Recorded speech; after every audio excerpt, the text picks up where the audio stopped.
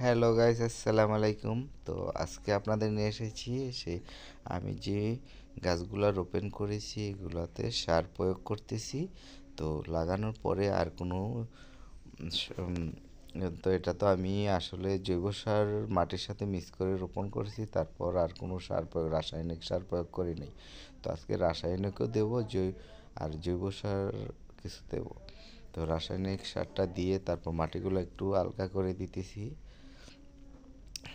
কারণ এগুলো একটু হালকা করে সারগুলা মাটির সাথে মিক্স করে দিতেছি। আর আমার এই গাছটা হচ্ছে মরিচ, নীল মরিচ গাছ, যে মরিচগুলো প্রচুর পরিমাণে ফলন আসে।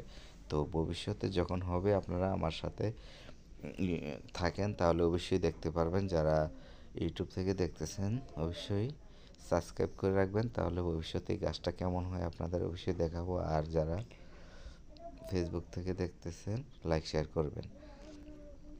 আর এই গাছটাতে অলরেডি বাস সার মিশ্রিত করে দিলাম, দিয়ে তারপর একটু নাড়াচাড়া দিয়ে সমানভাবে করে দিছি। দেওয়ার পরে তারপর দিয়েছি এই যে, এটা হচ্ছে খৈর ভাঙা, যে সর্ষা থেকে হয় খৈর, এই খৈরের গুঁড়া দিয়ে দেবো এখন।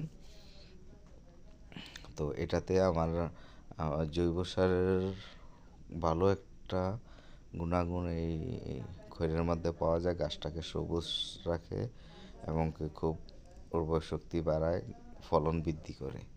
তার জন্য আমি এই খৈরটা দিতেছি চতুর্পাশে। দিয়ে যখন পানি দেবো এই খৈরটা রসটা আস্তে আস্তে ভিতরে চলে যাবে।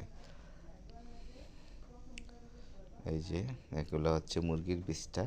তো মুরগির বীজটা এটা অনেক পুরানো হয়ে গেলে দেওয়া যায়, না হয় এটারে পানির সাথে দিয়ে মিক্স পচিয়ে গলিয়ে তারপর দিতে হয়। তো এটা অনেক দিন পুরানো, তো দিয়ে দিচ্ছি। তো আশা করি ভালোই হবে। তো সাথে থাকবেন, তাহলে সম্পূর্ণ দেখতে পারবেন কি কেমন হয়েছে দেওয়ার পরে। তো সবাই ভালো থাকবেন। ওকে, আল্লাহ হাফেজ।